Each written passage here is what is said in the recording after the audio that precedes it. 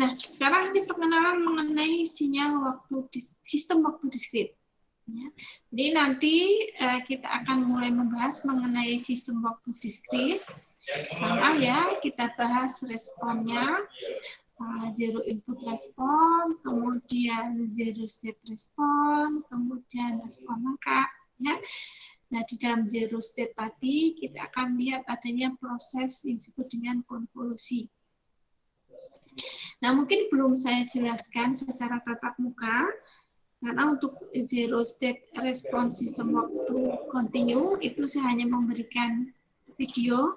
Nah, saya harap itu dilihat ya, karena saya tidak sempat menjelaskan dalam tatap muka. Jadi, zero state response itu sebenarnya sama dengan respon sistem. Ya, respon sistem saat steady. Ya, jadi respon sistem yang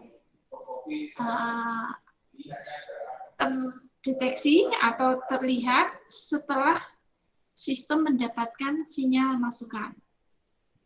Nah, jadi respon sistem ya setelah sistem mendapatkan sinyal masukan. Dan ternyata dari bahasan itu kita peroleh bahwa respon sistem terhadap sinyal masukan itu sama dengan konvolusi antara sinyal masukan dengan respon impuls sistem. Jadi respon impuls sistem itu karakteristik sistem. Ya, karakteristik sistem tentunya dibentuk oleh persamaan sistem. Nah, kalau zero input respon itu apa? Nah, zero input respon baik di sistem waktu diskrit maupun di sistem waktu kontinu itu hanyalah respon yang disebabkan karena adanya energi yang tersimpan. Ya, jadi sistem belum mendapatkan sinyal masukan, tapi dia sudah bisa memberikan respon. Ya, kalau sistemnya sudah dimulai. Ya, karena apa?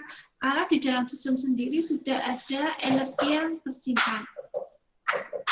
Nah, secara real, respon ini akan mempengaruhi respon total sistem di awal-awal.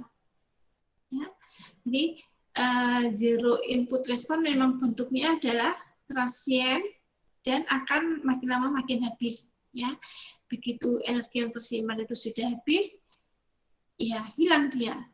Ya. Oke. Adapun respon sistem yang kita lihat selamanya gitu ya, dalam waktu pokoknya yang saat kita ukur itu terlihat tidak berubah, respon steady, itu merupakan konvolusi antara sinyal masukan dengan respon sistem, respon impuls sistem, ya, atau zero state response. Oke, nah sekarang untuk sinyal waktu diskrit, ya. Perbedaannya apa? Jadi kalau dalam sinyal waktu kontinu sistem itu kita representasikan dalam persamaan matematis, ya, namanya persamaan diferensial, ya, polinomial diferensial. Ya. Nah, di dalam sistem waktu diskrit, persamaan sistem itu kita representasikan bisa dalam dua bentuk. Ya, yang pertama adalah bentuk delay, dan yang kedua adalah bentuk advance. Ya, jadi satu sistem mungkin akan terlihat mempunyai persamaan sistem yang berbeda. Terlihat saja, ya, karena sebenarnya sama. Bentuk delay untuk persamaan sistem waktu diskrit. Nah, perhatikan di sini. Ya, jadi persamaannya adalah YK respon sistem atau keluaran sistem atau sinyal keluaran ditambah YK-1, jadi sinyal keluaran yang digeser ke kanan atau terdelay satu satuan waktu, dan dikalikan dengan satu koefisien. Nah, dan seterusnya ya. Koefisiennya kita beri indeks AN-1. Ya, ini koefisien untuk respon sistem atau sinyal keluaran YK yang digeser satu satuan waktu. Ya. Kemudian koefisien yang sinyal digeser 2 satuan waktu, kita beri indeks N-2. Ya, jadi A, N-2, dan seterusnya. Ya, sampai A0 di sini. Ya, koefisien A0 ini untuk Y digeser sebesar N satuan waktu. Nah, N ini order system. Ya, oke. Kemudian sama dengan FK itu sinyal masukan, FK dikalikan dengan satu koefisien ditambah FK-1, jadi sinyal F yang digeser juga ya ke kanan satu satuan waktu, koefisiennya adalah PM-1 dan seterusnya. Ya. Nah, ini bentuk umum ya, bentuk umum. Bentuk umum itu enggak maksudnya tidak semua komponen di sini harus ada. Ya. Bisa jadi hanya ada YK dan Y saat K-2. Yang ini koefisiennya berarti 0. Ya, jadi tidak ada sinyal Y K-1 atau sinyal yang digeser ke kanan satu satuan waktu yang ada dalam bersamaan. Oke. Nah, selain bentuk delay, untuk sistem waktu diskrit, itu persamaannya kita bisa bentuk dengan bentuk advance. Nah, kalau bentuk advance, ya yang kita lihat di sini adalah sinyal-sinyal yang teradvance atau sinyal yang tergeser shift ya ke kiri ya, ke kiri. Oke. Nah, persamaannya ini. Oke. Nanti kita akan mendapatkan A0 yang sama nilainya.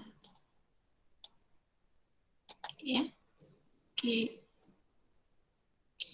Nah, ini contohnya ya. Contohnya sinyal YK ditambah 0,6 YK-1 dikurangi 0,7.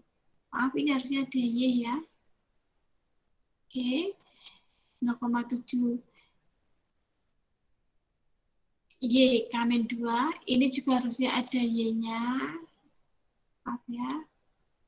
0,2 Y K-3 sama dengan ini. Ini adalah sistem dalam bentuk delay ya, persamaan sistem dalam bentuk delay. Nah, ini kita bisa ubah menjadi bentuk advance. Ya. Jadi nggak ada lagi K-min di sini. Nah, jadi kita geser ke kanan. Ya, supaya tidak ada K-min. Ini pergeseran terjauhnya adalah 3. Nah, maka kita geser ke kanan 3 satuan waktu. Ya, jadi menjadi YK plus 3. Yang ini menjadi K-1 plus 3. Berarti K plus 2. Yang ini K-2 plus 3 menjadi K plus 1. Ini K-3 menjadi K. Ya, min 3 plus 3, 0. Ya, jadi K plus 0. Demikian juga yang pada sisi sebelah kanan persamaan ini juga harus digeser sebesar 3 satuan waktu. Ya, jadi pergeserannya berapakah konstanta pergeserannya? Kita lihat pergeseran terjauhnya.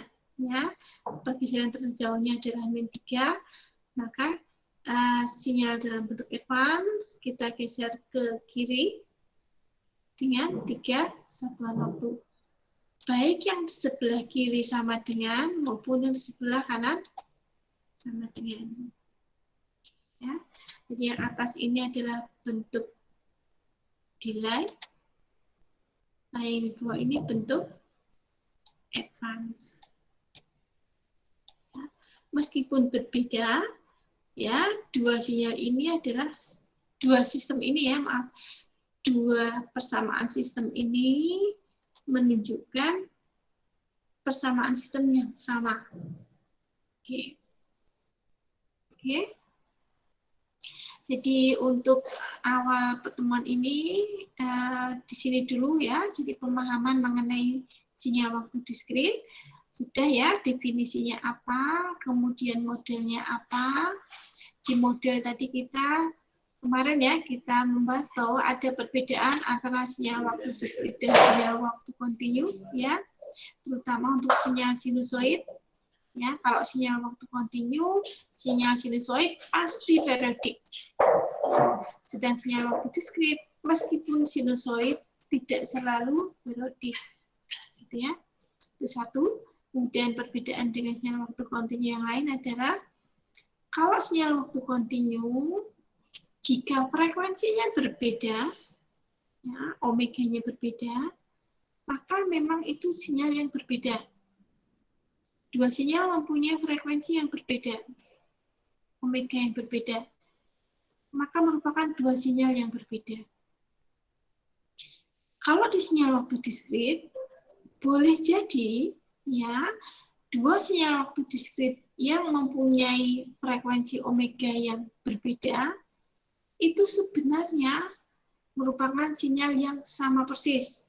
Ya, jadi kalau digambarkan grafiknya sama, kemudian kalau ditunjukkan nilai-nilainya dalam deretan angka juga sama, ya sama persis.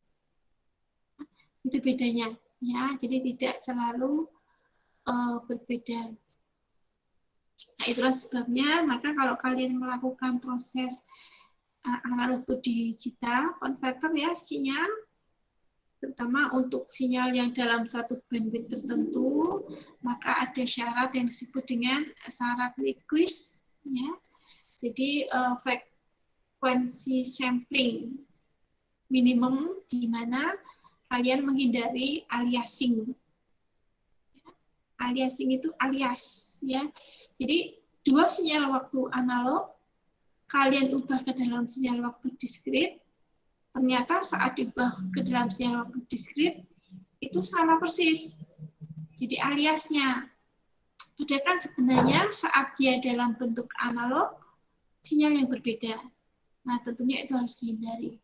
Ya. Itulah mengapa ada istilah anti-aliasing. Nah, jadi kita menghilangkan kemungkinan adanya aliasing sinyal. Oke, baik sampai di sini untuk sinyal dan sistem waktu diskrit yang akan datang. Kita akan mulai dengan melihat responnya ya, respon sinyal waktu diskrit. Ya, karena sinyal waktu diskrit ini kita bisa implementasikan dengan komputer, maka nanti selain analisis matematis juga ada contoh-contoh bagaimana kita melakukan analisis atau melihat respon sistem dengan menggunakan komputer ya, tentu saja dengan menggunakan programming. Oke. Baik, sampai di sini aja untuk hari ini. Saya yang ditanyakan, jangan lupa presensinya sesuai ya dengan yang dulu linknya, tidak berubah, di situ aja terus. Saya cukupkan sampai sekian, tetap semangat. Ya, tetap sehat, jaga kesehatan. Alhamdulillahirrahmanirrahim. Assalamualaikum warahmatullahi wabarakatuh. Waalaikumsalam warahmatullahi wabarakatuh. Waalaikumsalam warahmatullahi wabarakatuh. Iya, sama-sama ya.